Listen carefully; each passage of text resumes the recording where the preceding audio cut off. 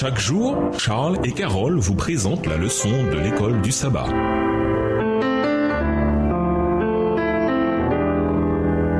Bienvenue dans votre émission Dieu nous parle. Voilà la leçon de vendredi. Pour aller plus loin, nous vous invitons à lire dans le livre Éducation le chapitre Sciences et Bible, dans le livre L'histoire de la rédemption, le chapitre La création. Ces deux livres ont été écrits par Ellen G. White. Puisque le livre de la nature et le livre de la révélation portent le sceau du même puissant esprit, ils ne peuvent être en désaccord. Ils témoignent des mêmes grandes vérités par des méthodes différentes et dans un autre langage. La science découvre sans cesse de nouvelles merveilles, mais ces recherches n'amènent rien au jour qui, bien compris, sont en désaccord avec la révélation divine. Le livre de la nature et la parole écrite s'éclairent mutuellement. Ils nous font connaître Dieu en nous dévoilant quelque chose des lois selon lesquelles il opère. Des conclusions erronées tirées de faits observés dans la nature ont néanmoins laissé supposer qu'il y avait conflit entre la science et la révélation. Et en s'efforçant de rétablir l'harmonie, on a adopté des interprétations qui minent et détruisent la force de la parole de Dieu. On a prétendu que la géologie contredisait l'interprétation littérale du récit mosaïque de la création. On a dit qu'il avait fallu des millions d'années pour tirer la terre du chaos. Et afin de mettre la Bible en accord avec cette théorie, on a fait des jours de la création de longues périodes indéterminées, couvrant des milliers et même des millions d'années.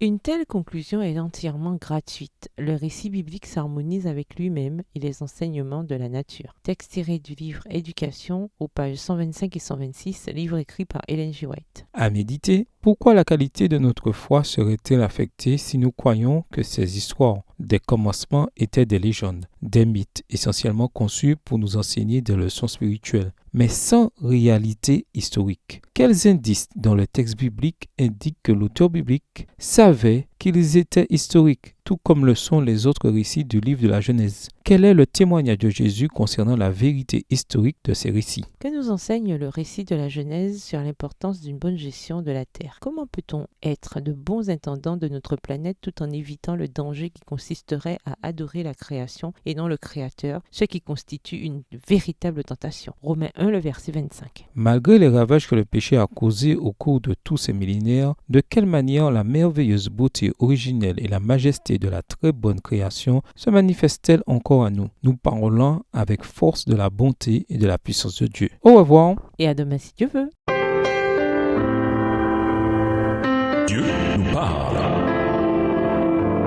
Chaque jour, Charles et Carole vous présentent la leçon de l'école du sabbat.